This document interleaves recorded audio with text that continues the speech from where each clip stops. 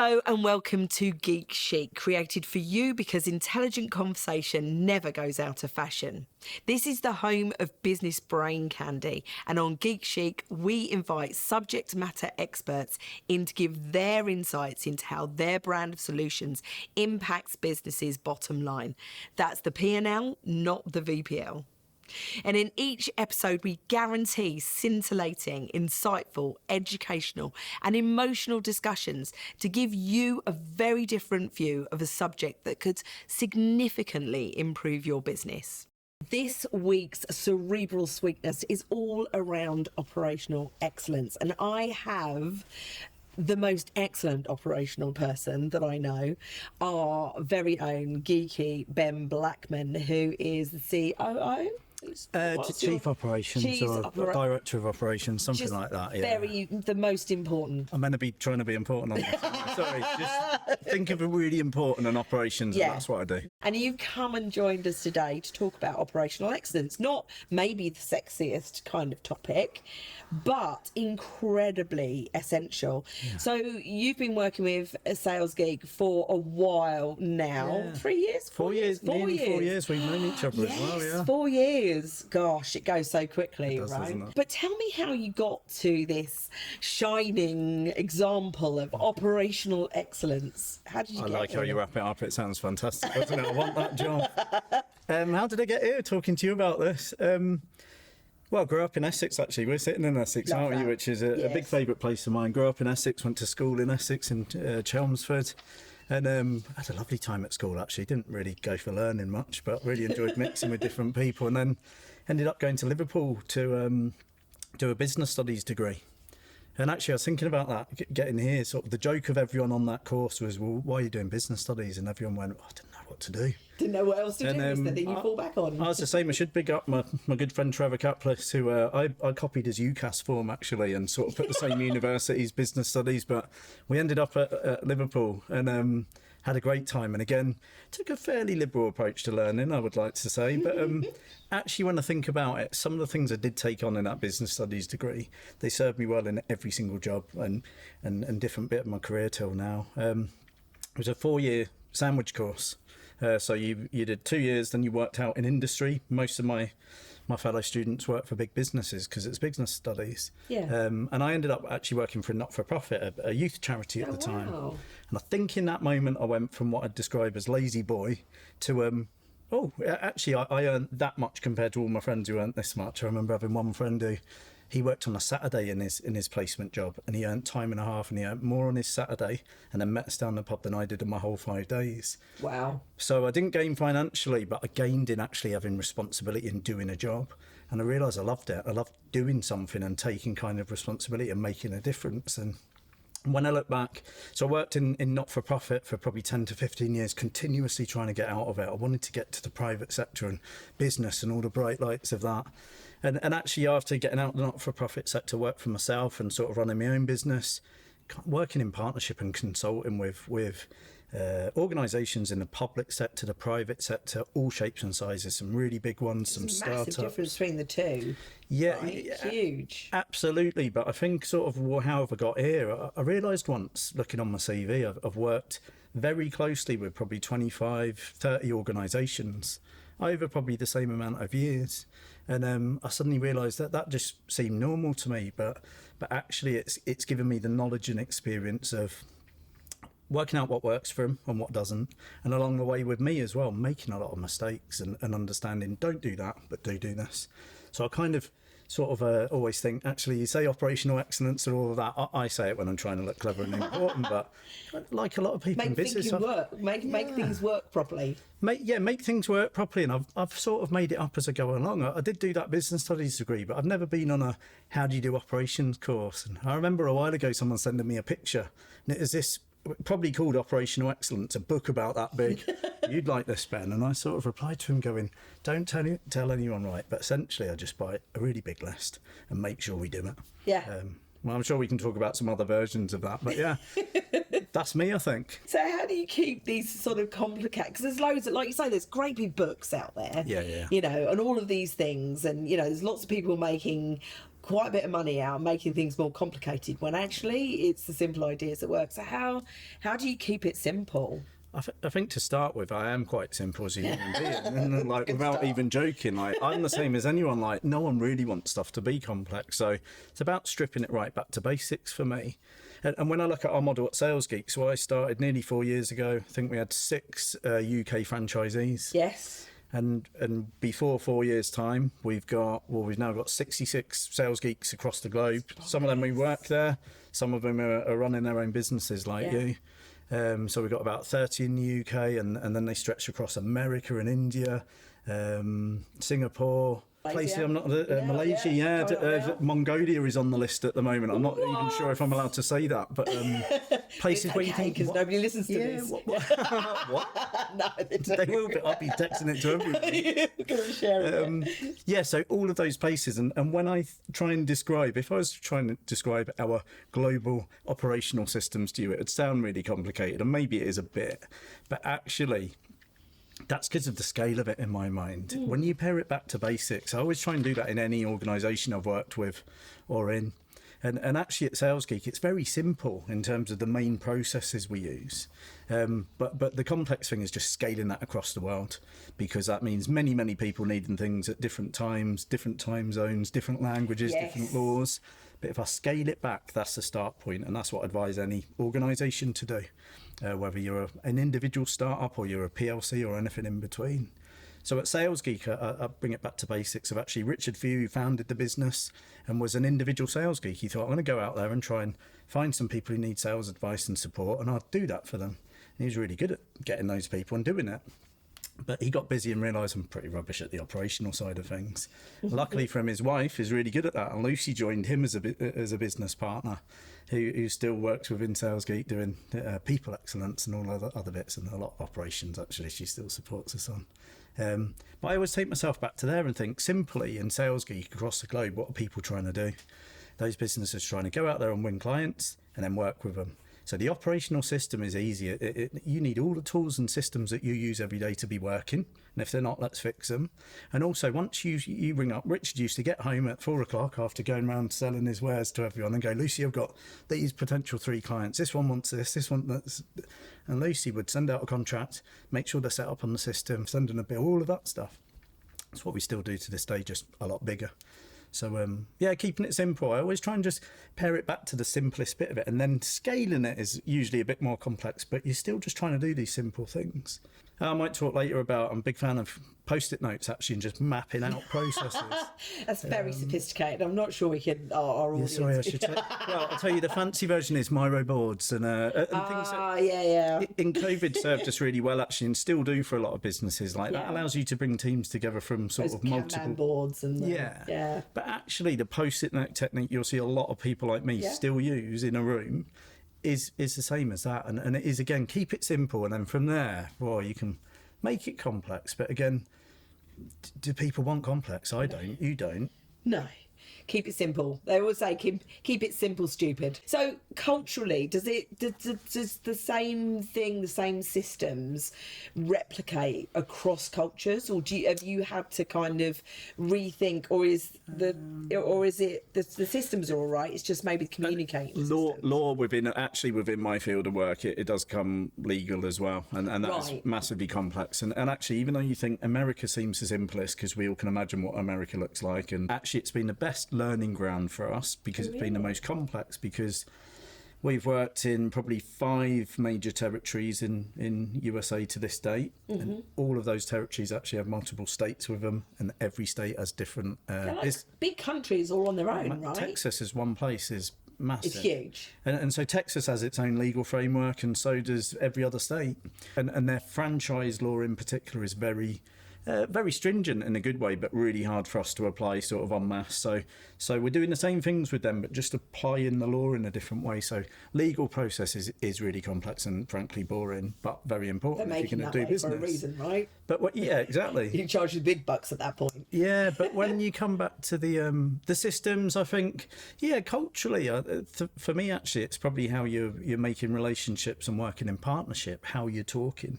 how fast or slow you're talking, what sort of, I'm always making jokes, and I realise mine are sort of culturally based on growing up in Essex and living in Lancashire for 20 years. If I'm talking to someone from Texas, sometimes they're like, what? but as a business model, Sales Geek is very simple again. It's there to change the way the world perceives sales, and what we want to do is work with businesses of all sizes and support them to increase actually their sales excellence. I think you've had Richard on this before, and he is a master of that. So yeah, my job is to just make sure as we scale and do that more and more, we've got amazing, out of those 66 Sales Geeks I speak about, there must be 55 who are sales essentially, and sales directors have massive experience like you, and they're brilliant. My job and my little team is just to make sure that when you go out there and win customers, you're working with them and getting paid and delivering to them your excellence. And when that works, that's really exciting. I love that. On a difficult day, it's horrible. It's hard because if stuff breaks, like, I want you to be able to do your job brilliantly. And if I'm trying to fix your job and then someone else over in Texas got an issue and someone else there, at the end of the day, when you fixed it, I really love that. But in the middle of it, it's a bit of a headache. Yeah, so you like the problem-solving part of your job. Yeah, I would imagine we're not the easiest people to work with either. I wouldn't say that. Sales directors are just like, very logical. Pussycats. Follow all the systems. Never follow a system. Never follow a process. We can make it up as we go along, unless you're a different disc profile to most of us. Yeah, well, again, probably that thing of keeping it simple, like that applies everywhere for me. Yeah. But actually in this environment, the operational brain types like me are very few and far between. So whether I like it or not, I've got to find a way to get the system in place and communicate it well with people. I often think as well, explaining, probably years ago I'd explain, like, look at this process map, isn't this amazing, isn't it clever? We were like already passed out in boredom just when you said process. Or Gantt chart. The second word. I'm probably the same unless I made it, and then I'm like, anyway, let me show it off. But I think sometimes equally in terms of that, how do we do things culturally, it's explaining to people why we're using a system, or what, it's the why, right? Yeah, why it helps you. Like if it's not going to help you scale your business and support your customers, not going to have it. Why do you care about it? You shouldn't. So I'm trying to explain to you why it will help you and your customers. And if I do that well, you might use the system. And if I created a simple system, it might work. And it's that really. You've got to sell it right from the beginning. It's like, well, this is what we've done. It's absolutely brilliant. And we go, as it made me some money. That's probably the bottom line, right? Very much. What do you think are the biggest challenges that people do face to get to that sort of operational excellence, or to feel like they're operating smoothly and are achieving what they need to do as a business? I think probably that we just touched on, getting people to use the system or the process, no matter how excellent your system or process is. If it's just on a chart, or I'm only using it, it's useless. No one's using it, are they? So it's getting people to actually understand, keeping it simple and getting people to understand why you're putting it in place, selling it a bit actually, and making it work. Yeah, that's the challenge. Making sure getting it right to start with really helps. But even if you don't, getting people on side will mean people will use it. Natural tendency for any human is to skirt around the edges. If you don't have to follow the rules that are going to hold you back a bit and make you learn something and log on with two-factor authentication, you're going to go around the side or not use it. Yeah. Equally, trying to make sure it's quick and easy to use will help with that. I should have noted, like, when I was giving my introduction, I'm a bit of an oddity because that's my career background, and in my day job, all about kind of working out, trying to stop something being a problem before it starts, and if there's a problem, fix it quick. Like, whatever it is, what's the solution? Like, let's work out who's going to do what, where, when, and go. Whereas outside of work, I've been training to become a counsellor and psychotherapist for the last nearly 5 years, and later this year I qualified to do that as well. Oh wow, I didn't realise that. Yeah, they're polar opposites, right? One is sitting in a chair like this, not talking much and listening. And that's hard work, right? Yeah, in a different way, and letting the other person work out their way and way forward. But in my day job, it's go. But actually, that learning has really helped me because it's allowed me to sit back and listen a bit more from a person who's using the system point of view, or the customer, or the team member, and those disc profiles, and realising, okay, how do we make it work for them? Yeah. Well, I mean, as you well know, my book pull, not push, revolution is selling for people who hate it. Yeah. No plug here. Is based in person-centered counselling. The skills I used back then, those skills are incredibly powerful when you put them to use in a different centre or context. And it is, if you want to take someone on a journey, if you want to fix that thing, right, which is what therapists do, they create a space, they get you to fill all that space with all of the stuff that you've got inside you, and then they look at themes and understand them and pull them out and do all of that thing. So it doesn't surprise me at all that in itself has been a really powerful tool for you. It was definitely the best sales training course I ever went on, and I've been on a lot of sales training courses, but really truly kind of making a space for another person so that you can fix what's going on must be hugely powerful in an operational sense.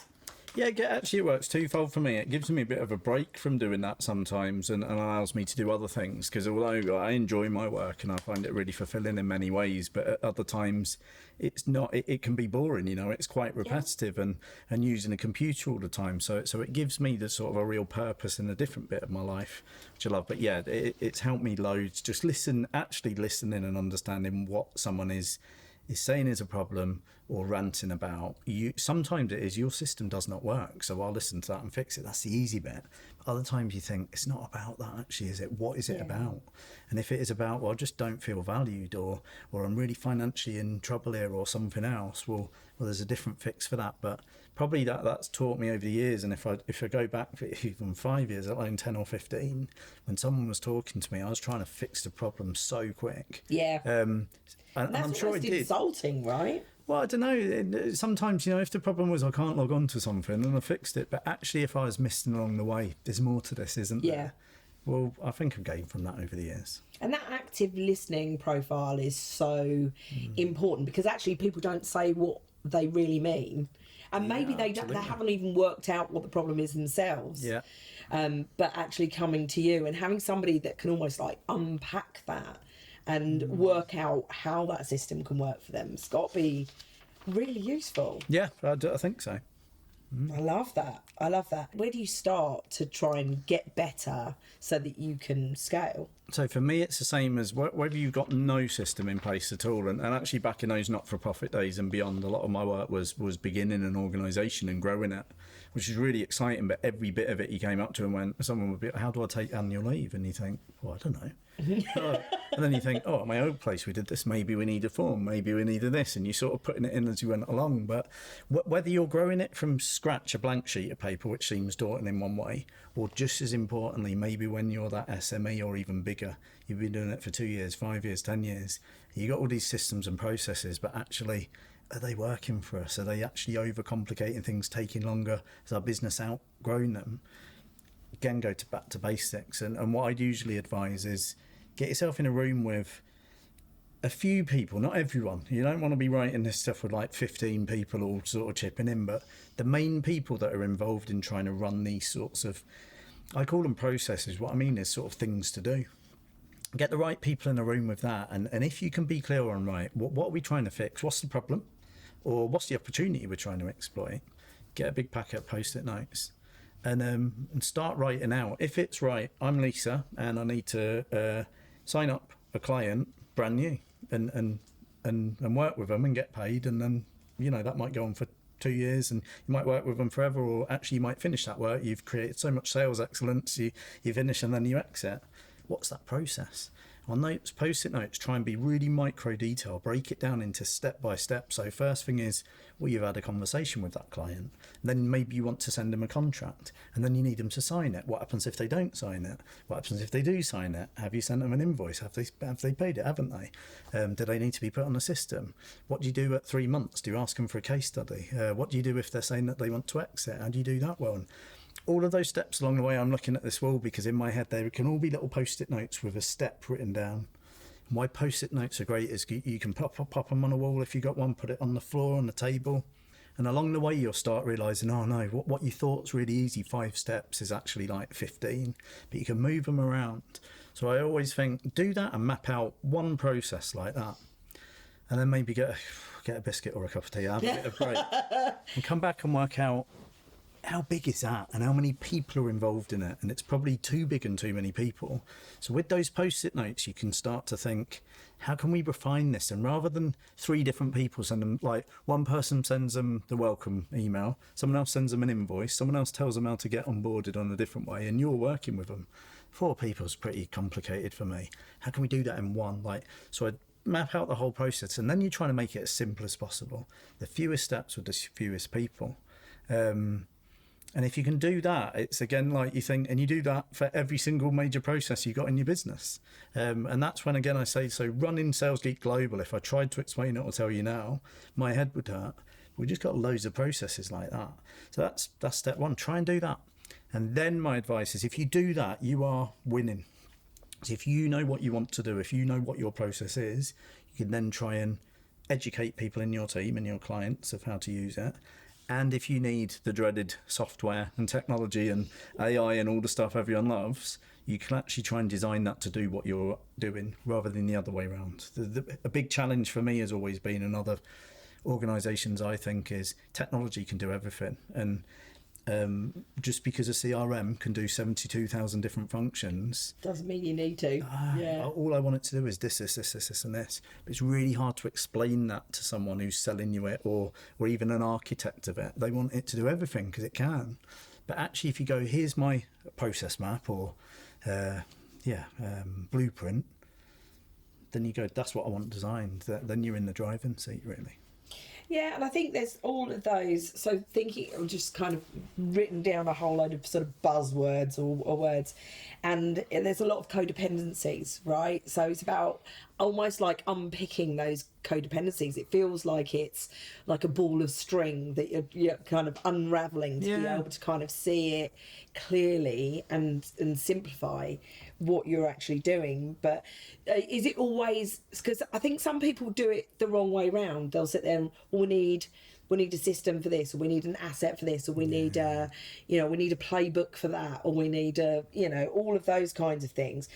When actually it feels like you saying, right, well, let's have a look at what's the outcome. Like, as sales directors, we sit there and say, what is the outcome? What are you looking to achieve? Everything we do, everything we say, everything we push is all about creating those outcomes, because otherwise it's meaningless, right? It's just a process for a process's sake. Absolutely. And sometimes if you do this in a business, you can ask, the other thing I do is do that as the main group of people that are going to maybe try and design and implement and work on that system. But then you need to bring into it, ask people, once you've mapped it out, a customer that you get on well with, what does this look like to you? Do you think I'm missing anything? And usually you are. And what annoys you in that process? And they might go, well, yeah, Dave emailed me this, but then John emailed me that, and I don't know which one to read. And they'll help you. And then I think I would go to your client, customer potential first, and then your own team, like who's got to use it. So if I've designed that system, I think it's awesome. It's the best system in the world ever. Well, unless Lisa Ansell can use it and wants to, it's not going to work. So ask you to go, you to go through it. And if you go, oh, this is quite annoying because this just takes me half an hour, or if I'm out on the road, I can't do that. Again, my biggest bugbear in business is people in offices designing stuff that in that meeting room, it sounds great.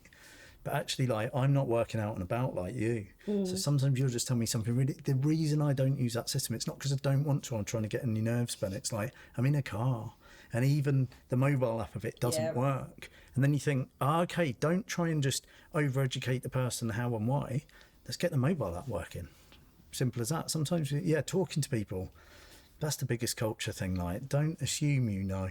Find out why it is or isn't working. Yeah, it takes it's staying curious, isn't it? It's about really asking. I mean, I'm sure that Millie's completely had enough of me already, because I still haven't been able to upgrade my signature. It's taken me like 9 months. Still don't get it. Don't know how to do it. But like, you literally sometimes you need to take people through, especially when you're sort of non-technical. Kinds of people like me. And what a good example of one little system and process, but it's so important. If you can't get your email signature up to date, every time you email someone, it's not looking as well as we want it to look at Sales Geek. And I know this is about, like, what's the return on investment? Where's the bottom line? The simplest system in the world, an email signature system, if as a user you've been struggling with it 9 months, well, that's our bad, and we need to find a way to get that to work for you. And if it's a bit of a hassle for us to get it to work for you, what's that all about? It's probably a good example of that thing. If it was just me and you, we need 2 email signatures, easy. If we got 66 of them across the world, it's still pretty easy, it's just bigger. Yeah. But yeah, sometimes it's about that as well. Like you said, you don't need a system for a system's sake. You can do sometimes mapping them out. Someone again walks in the room and goes, well, why are we still doing this? Oh, because we always have. And you think, but we don't make any money off it, or it's not our business anymore. And you think, forget what we're wasting our time with there and get Lisa's email signature fixed, because we do that, and that's needed. Yeah, definitely. It always reminds me of a story that I can't remember who told it, but it was like it was a grandmother story, and it was like every time they bought a ham, they cut off one of the sides. Yeah. Before they cooked it. Never knew why they cut off one of the sides before they cooked it. Right. And it was because originally when they were first got married, they she had a smaller pan, so she had and the hams were all a certain size, so they cut a side of the ham off so that it would fit into the pan. But even though the systems and the processes and all the rest of the stuff had changed, and the pan got big, so still cutting off that things because it was because that's what we've always done. And isn't that a really interesting? It's like the whole thing, well, why do we do it that way? Because we've always done it. And people like me and you going into businesses and so kind of going, why do you do that? I mean, it's not like I want to insult your intelligence or I want to upset you or want to just sit there and like, you know, make out you're some kind of fruit. Questioning that. But why? Yeah. But why do you do that? And some people don't even know why they do the things they do. Sometimes invite someone from the outside in to do that. Sometimes, again, what I'm trying to do in that process mapping stage is, again, invite someone from outside the team that are doing it and ask them to try and question it. Yeah, why? You're maybe this could be branded like the ham-based podcast, because your question, your example reminds me of something. I remember, think about how great Tesco is in terms of operational systems. It can process my weekly shop and get it to the right place. 59 million of those, £1 billion business. Always remember one Christmas example I saw on social media. Someone said, I've got a substitution from Tesco. He ordered a gammon ham, or 5 of them, massive, because my whole family are coming over. Christmas Eve, 4 o'clock, they went, we got a substitution, madam. And it was like 72 packs of sliced ham. And the computer, or the person then doing the packing, both didn't use their initiative and think, I think they're trying to cook a gammon for Christmas lunch here, and they've given them like 50 packs of pre-sliced ham. So again, you realise even with really good systems, you need a bit of human interaction in there to spot the mistake, I suppose. And you talked about asking your customers, that customer journey, whether you have internal customers or external customers, the focus on being customer centric, wherever that customer might be, is always going to be the answer that you're seeking. Is like, how does it feel to them? Yeah, and a fascinating thing for me when I do sit back and think about sort of my role in Sales Geek is like, we have many stakeholders, would have been what I learned at universities, and customers, but actually it's our own internal team. It's all of our franchisees around the world, and then their customers. And again, even like the person most bought into our business, we're going to change the way the well-perceived sales. Richard Few is trying to do that. He's been doing it before I got here, and he'll be doing it forevermore, I'm sure. Can I get him to use a CRM? Can I get him to sort out his email signature? Not unless it's really easy. So it's like, he's one of my I've got to sell it to him. Not just sell it. He'll want to do that, but if it's not easy, why is he going to? So it's like, yeah.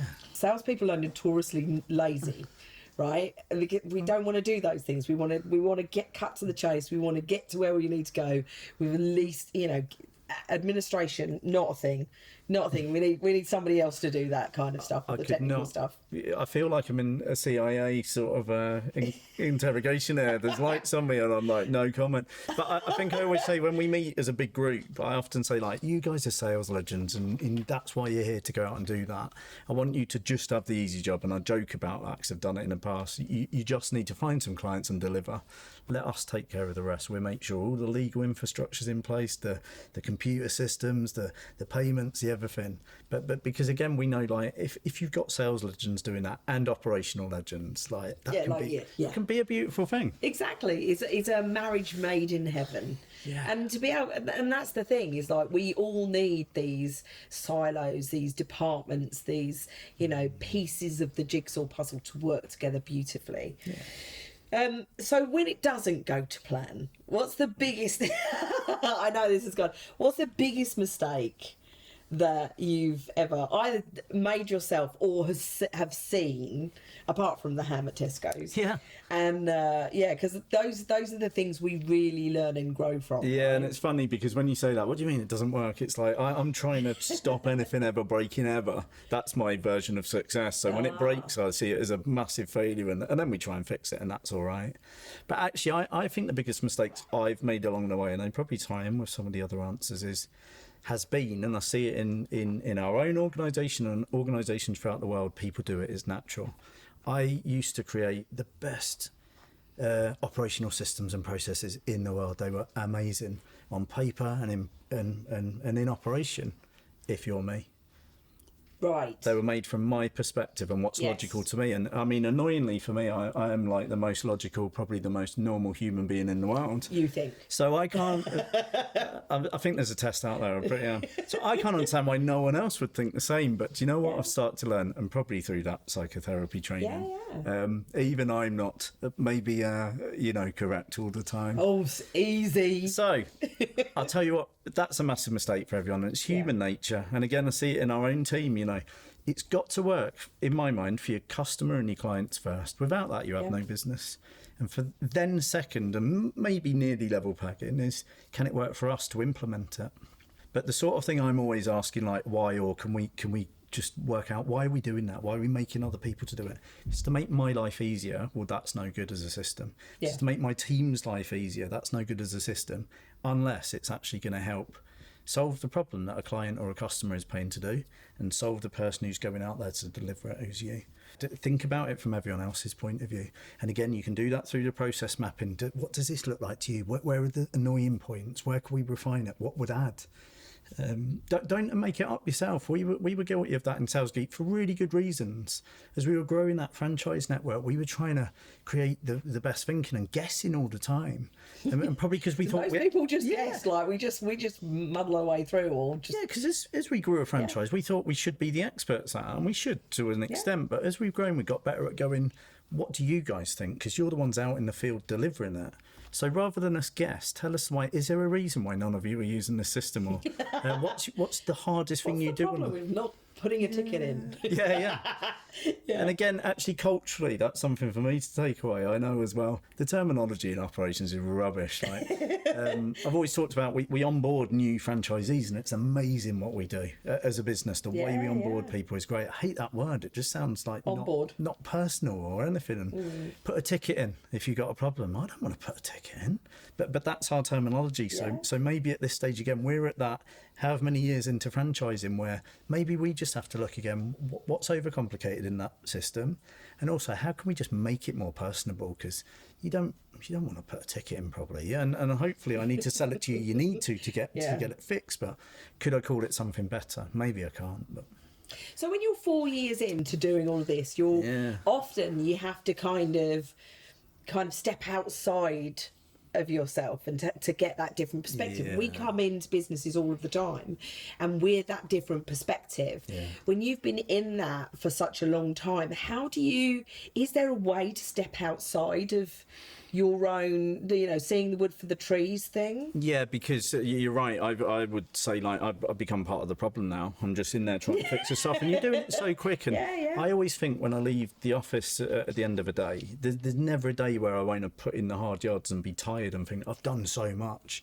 But I try and ask myself, like, what's that achieved? What's the outcome? Like you said, if that's helped people change the way the world perceives sales and do business and stuff, that's good.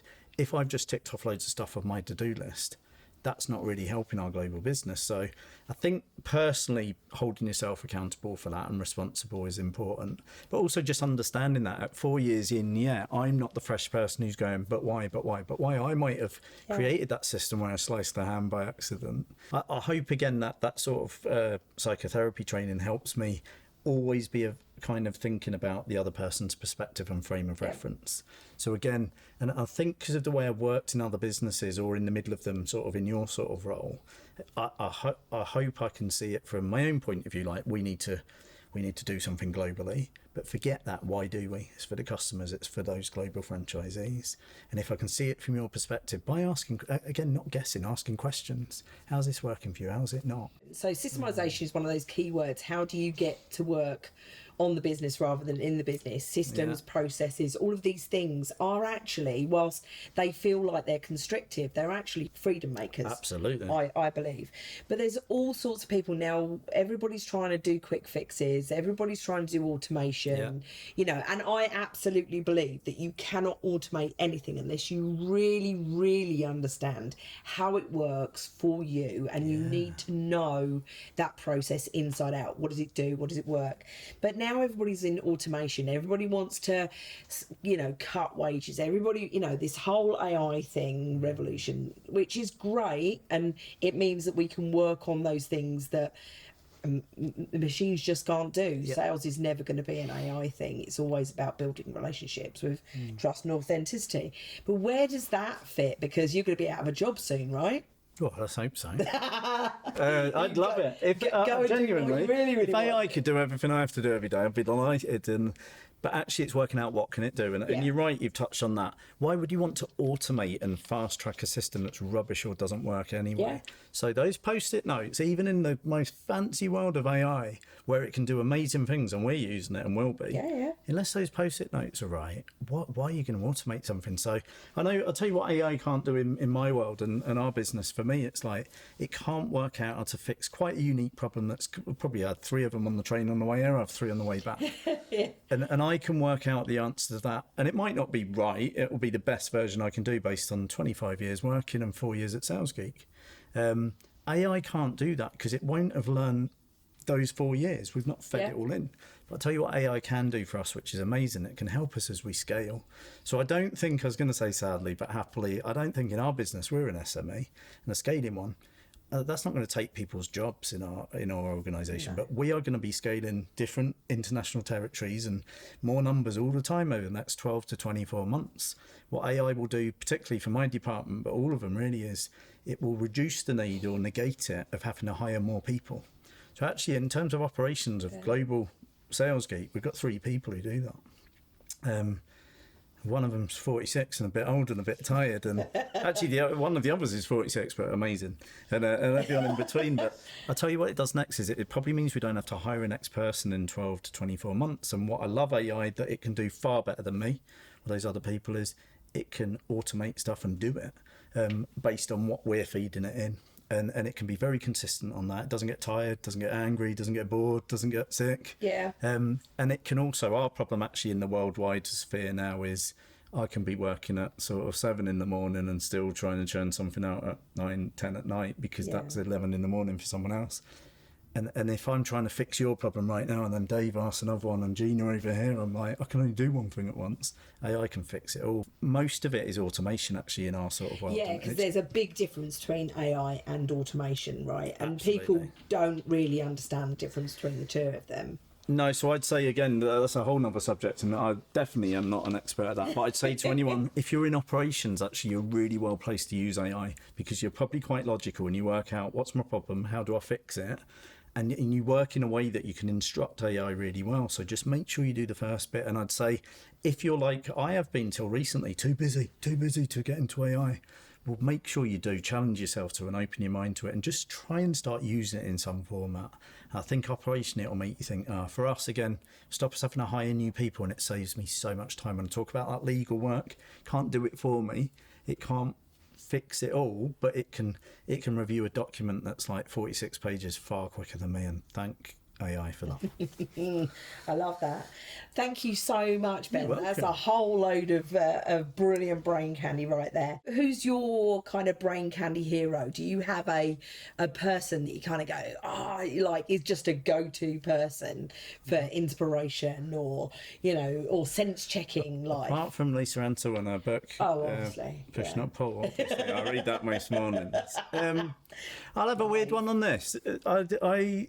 sometimes think of Noel Gallagher, actually. Noel Gallagher, a highly successful business person, Right. great at operations. I'll tell you what, actually, if you've read the news in the last year, he's done all right in business, hasn't he, him and his brother? But operationally, I like his style because he's very diligent. He's in a very creative industry, but he has a process. And when he's not on tour, he writes songs and he goes into his studio, a bit like this one, and writes 12 till 6. That's his process because he's like, that's when he works best. But also, he's hard working and he does that. But yeah, I'll go Noel Gallagher. And one of the lines I always like, I remember saying this to Richard when I was trying to say, get me into Sales Geek. I'm sure I'm good for something in it. One of the lines I love in Noel Gallagher's song is feeding supersonic, give me gin and tonic. Don't do that at work. You can have it all, but how much do you want it? And I always try and remind myself, whatever you're talking about, if you're trying to imagine you're excellent at anything, like you can have it all, but how much do you want it? And when I'm busy and when it's hard and I'm trying to be a psychotherapist, I'm trying to do this and the system's broken, it's like I love feeling supersonic when you're doing everything, and I love that in life. I am. But like you can have it all, but how much do you want it? To me, that means, am I holding myself accountable? Am I responsible? And if you don't want it, that's cool. Just stop. But you can't want it all and just not put in the effort. It's like, yeah, you can have it all, but how much do you want it? Ask yourself that every now and again. Even with a really boring operational system, you think, yeah, if that's the means to the end, yes, I want it. So stop moaning and get it done. And the best piece of advice or wisdom? I'll try and be really quick because I've got more than one. But from the same person. No, I'm going to go, right. Is it Noel Gallagher again? It's not Noel Gallagher. I could go loads of that. Let's do a podcast. No, just on him. let's not do that. Actually, the same guy who's incredibly successful in business, and his main one is be relentless. And that serves you really well in any line of business, especially operations. Be relentless, like just keep going again and again and again. And that's sometimes it's hard telling sales directors this, or even operational people, like, yes, you've created a great system, you've done that thing well. Franchising is essentially the biggest version of this. So then do it again, true. again. But that guy who says that, equally, just as mostly, he's like, and be kind. I think forget all your operational stuff and frameworks and sales excellence and all of that stuff, but any human being in this world can be kind, and that will help other people, obviously, and mean something to you. And that reminds me of the second best piece of advice I've ever. So that's off a really successful guy in business. And the other one, I was thinking on the way here, because I've been back at my mum and dad's house, and my gran, who's not here anymore, she used to say, never be afraid to give, because you always get back twofold. I remember her teaching me this when me and my brother were young. And she'd won some money on the premium bonds, so she gave me and my brother 50 quid each, and that allowed us to buy a Super Nintendo, which is amazing. It was like AI, but better. And the next week she came along and gave us more, and she went, well, because I gave that away. She was like, never be afraid, because you get more. And for years of my life I thought, so if you've got cash, give out 50 quid and you get double. This is amazing. Didn't work like that, but what she meant was like, just don't be afraid to give out and be kind, because you always get it back. And whether it's talking on a podcast, supporting businesses, mentoring in your own organisation or outside it, like, do that and you'll gain so much from it yourself. And that's not really the point, but everyone else will. And going right back to the start, when you said, how have I got here? Well, I've got here from hard work, actually, and dedication, but loads of people have been really good to me. And every time they have, it's taught me without them saying, is like, well, if you've got that potential, go and do the same. Don't underestimate how much knowledge you have. Whether you think, and I don't, I'm a beacon of operational excellence. I'm just winging it and making it up. But I've been doing that 25 years, so I know what to do some ways and what to do not. But go spread that knowledge, because it'll help the world. And that's exactly what we're here to do, and that's what makes you a super geek. Puts a smile on my face as well talking to you about this. So it's great to do this, because again, we've known each other nearly 4 years, and again, you probably couldn't get two different individuals in life or in the way they do business, but you are like amazing. Every time I see you, you light up my life, and we've probably had some of the most fun times outside of work. Definitely. And actually by getting to know people again, I realised what makes you tick. So therefore, maybe 4 years ago, I might have thought, why is Lisa doing this thing? Why is she not doing that? I know what you're trying to do. There is no rhyme and reason. And I like fight for the death for what you're doing. Yeah. So again, like, I will take the time to work out how can I get that email signature to work for you, because I actually care about you as a person. It's not just about numbers and systems, it's the people behind it. If you didn't care about the people, why, like, you're not going to be a great operational person, I don't think. Amen to that. Thank you so much, Ben. Thank you. You've been an absolutely brilliant guest, and I'm sure everybody out there is wiser. Thank you for listening to Geek Chic, created for you because intelligent conversation never goes out of fashion. Your place for business brain candy. We hope this scintillating, insightful, education and emotional discussion has given you a very different view of the subject matter, and you've taken on board something that will significantly improve your business.